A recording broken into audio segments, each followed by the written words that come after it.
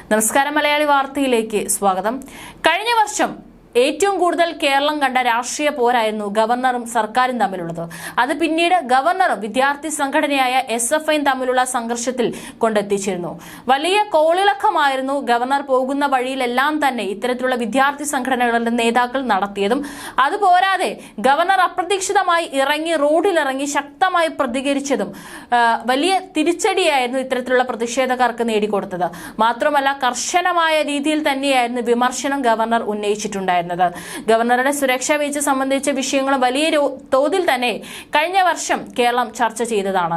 എന്നാൽ പുതുവർഷം പിറന്നതോടുകൂടി അത് എത്രത്തോളം കുറയുമോ അല്ലെങ്കിൽ ഇതിന്റെ തീവ്രത കുറയുമോ എന്നുള്ള ചോദ്യം ഉണ്ടായിരുന്നെങ്കിലും SFI പക്ഷേ ഒരു തരത്തിലും വിടാനുള്ള ഉദ്ദേശമില്ല.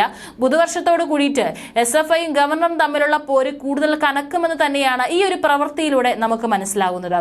കാരണം കഴിഞ്ഞ ദിവസം ലോകമെമ്പാടും പുതുവർഷം ആഘോഷിക്കുമ്പോൾ കാസർഗോഡ് പയ്യാമ്പല ബീച്ചിൽ ഗവർണർ ആരിഫ് മുഹമ്മദ് ഖാന്റെ പാപ്പാഞ്ഞി മാതൃകയിലുള്ള കോലം കത്തിച്ചാണ് SFI പ്രതിഷേധം നടത്തിയത്. വൈക്കോലും വെള്ളത്തുണിയും കൊണ്ട് നിർമ്മിച്ച 30 അടി ഉയരമുള്ള കോലമാണ് കത്തിച്ചത്. ഗവർണർ സർവകലാശാലകളെ കാവ്യവൽക്കരിക്കുന്ന SFIയുടെ സമരത്തെയും കണ്ണൂരിനെ അധിക്ഷേപിച്ചു എന്ന ആരോപണങ്ങൾ ഉയർത്തിയാണ് ജില്ലാ കമ്മിറ്റി പ്രതിഷേധിച്ചത്. ജില്ലാ പഞ്ചായത്തിന്റെ ഷീ നൈറ്റ് അടക്കമുള്ള പുതുവത്സര പരിപാടികൾ പയ്യാമ്പലത്ത് നടക്കുന്നതിനാൽ സ്ഥലത്തുണ്ടായിരുന്ന കനത്ത പോലീസ് സംഘത്തെ സാക്ഷി നിർത്തിയാണ് കോലം കത്തിച്ചത്. സംസ്ഥാന പ്രസിഡന്റ് K അനുശ്രീ ഉദ്ഘാടനം ചെയ്തു. ജില്ലാ പ്രസിഡന്റ് CB വിഷ്ണു വിനോദ് അധ്യക്ഷത വഹിച്ചു. സംസ്ഥാന സെക്രട്ടേറിയറ്റ് അംഗം വൈഷ്ണവ് മഹേന്ദ്രൻ, ജില്ലാ ജോയിന്റ് സെക്രട്ടറി നിവേദ് പിണറായി, ജില്ലാ സെക്രട്ടേറിയറ്റ് അംഗങ്ങളായ സ്വാതി, സനന്ത് കുമാർ, ജില്ലാ കമ്മിറ്റി അംഗം K വൈഷ്ണവ് എന്നിവർ പ്രസംഗിച്ചു.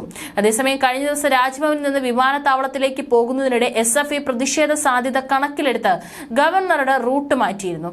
പാളയം വഴിയുള്ള സ്ഥിരം വഴിക്ക് പകരം മറ്റൊരു വഴിയിലൂടെയാണ് ഗവർണർ വിമാനത്താവളത്തിലെത്തിയത്. ഒന്നിലധികം സ്ഥലങ്ങളിൽ ഗവർണർക്കെതിരെ SFI പ്രതിഷേധത്തിന് സാധ്യതയുണ്ടെന്ന വിലയിരുത്തലിന്റെ അടിസ്ഥാനത്തിലാണ് റൂട്ട് മാറ്റിയത്.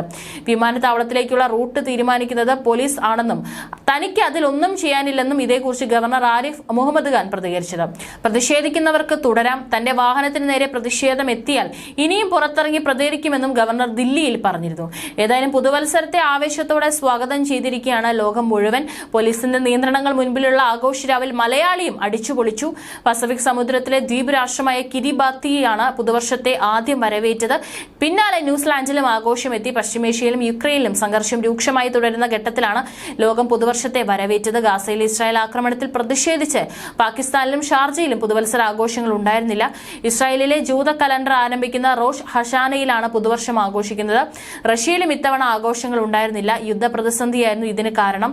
രാജ്യമെങ്ങും ആഘോഷത്തോടെയാണ് പുതുവർഷത്തെ വരവേറ്റത്. പ്രധാന നഗരങ്ങളായ ന്യൂഡൽഹി, മുംബൈ, ബംഗളൂരു, ചെന്നൈ എന്നിവിടങ്ങളിലും ആഘോഷം പൊടിപൊടിച്ചു. കേരളത്തിലെ പ്രധാന നഗരങ്ങളിൽ പോലീസ് നിയന്ത്രണങ്ങൾക്കിടെയായിരുന്നു ആഘോഷം. കേരളത്തിലെ കൊച്ചി, തിരുവനന്തപുരം നഗരങ്ങളിൽ വലിയ ആഘോഷത്തോടെ ജനം പുതുവർഷത്തെ വരവേറ്റു. രാജ്യത്തെ പ്രമുഖർ ജനങ്ങൾക്ക് പുതുവർഷ ആശംസകളും നേർന്നു.